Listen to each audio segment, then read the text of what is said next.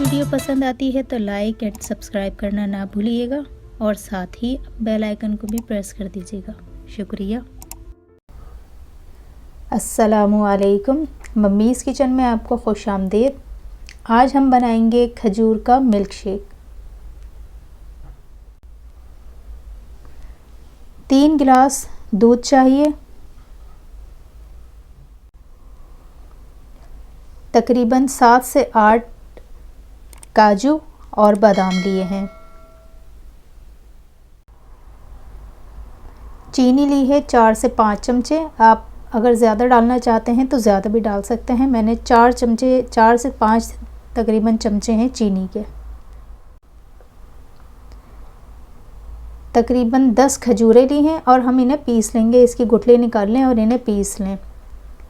तो बनाना स्टार्ट करते हैं खजूर का मिल्क शेक। एक बड़ा बाउल ले लें और इसमें हम दूध शामिल कर देते हैं 3 गिलास। 3 गिलास दूध में हम ये चीनी ऐड कर देते हैं और चीनी को अच्छी तरह से हम मिक्स कर लें।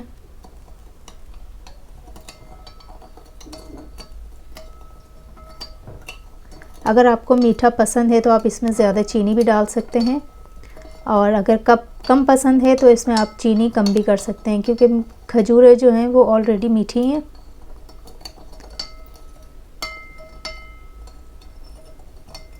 चीनी को अच्छी तरह से मिक्स कर लेते हैं।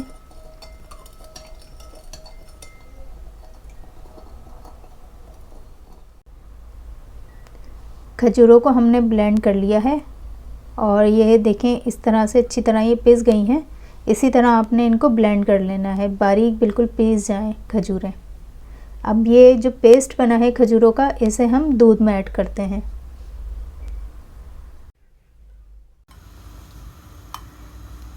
खजूरों का पेस्ट अब हम दूध में शामिल कर देंगे।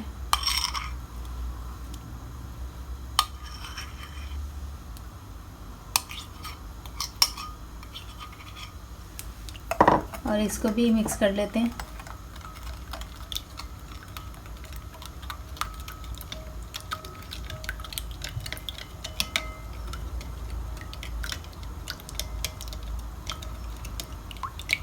अच्छी तरह से मिक्स कर लें और मिक्स करने के बाद हमने ये काजू और बादाम काट के रखे हैं, ये थोड़े से शामिल कर लेते हैं और बाकी हम गिलास में शामिल कर लेंगे।